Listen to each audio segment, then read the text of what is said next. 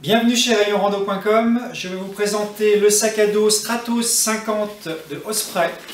C'est un sac à dos qui a deux caractéristiques intéressantes. Il a un système de dos filet tendu, mais associé à un système de portage bien confortable.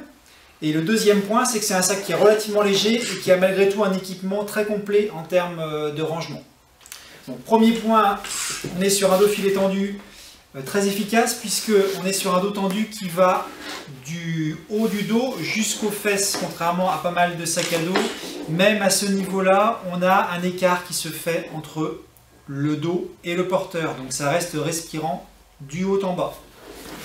Et on a en plus un système de réglage qui permet un bon report de charge.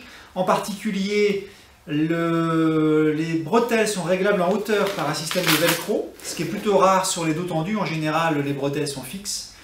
Donc on a tous les réglages d'un dos collé, avec en plus l'avantage d'un dos filet tendu.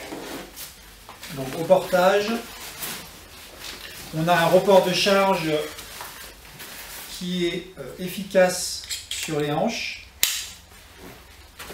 Et derrière, un écart permanent entre le porteur et le sac à dos, et ce jusqu'au niveau des fesses. Donc intéressant pour les personnes qui transpirent beaucoup ou pour randonner par temps chaud. Autre point intéressant, c'est ensuite tous les systèmes de rangement qui sont assez nombreux pour un sac plutôt léger. Alors, petit rangement pour commencer, donc deux poches sur la ceinture avec toujours des petites boucles faciles à saisir et à manipuler.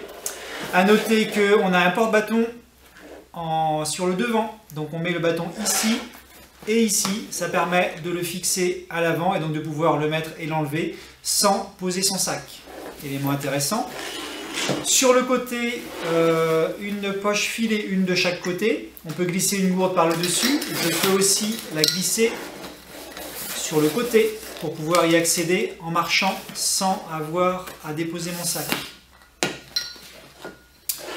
Ensuite, en bas de sac, des sangles pour fixer éventuellement une tente ou un matelas. Ces sangles sont amovibles, si j'en ai pas besoin, je peux les laisser à la maison.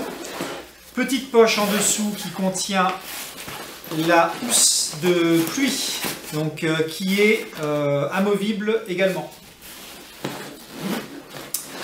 Une poche bas de sac, donc avec toujours le même système de boucle. Donc une grande poche qui fait tout le bas du sac. Ensuite, en façade toujours, là on va avoir deux poches, donc ça c'est assez bien fait également. Une première poche fermée par un zip. Et une deuxième poche ouverte où on va pouvoir mettre la carte ou le vêtement de pluie par exemple, puisque là du coup c'est immédiatement accessible. On arrive ensuite au rabat. Ce rabat il est amovible. On a une poche externe et une poche interne. Poche interne filée. On peut éventuellement l'enlever si on veut encore alléger le sac. Et puis l'accès au compartiment principal avec la petite jupe d'extension, la petite sangle qui permet de fixer du matériel si besoin.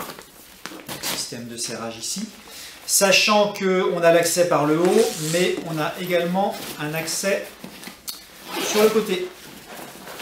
Donc on peut accéder directement au contenu en journée sans avoir besoin de tout vider le sac.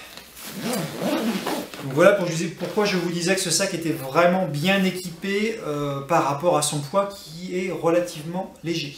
En résumé, donc on est sur un sac qui va être intéressant pour avoir un bon système de ventilation tout en ayant un confort de portage qui est quand même bien. Donc ça veut dire que pour un 50 litres, on peut quand même le charger tout à fait correctement.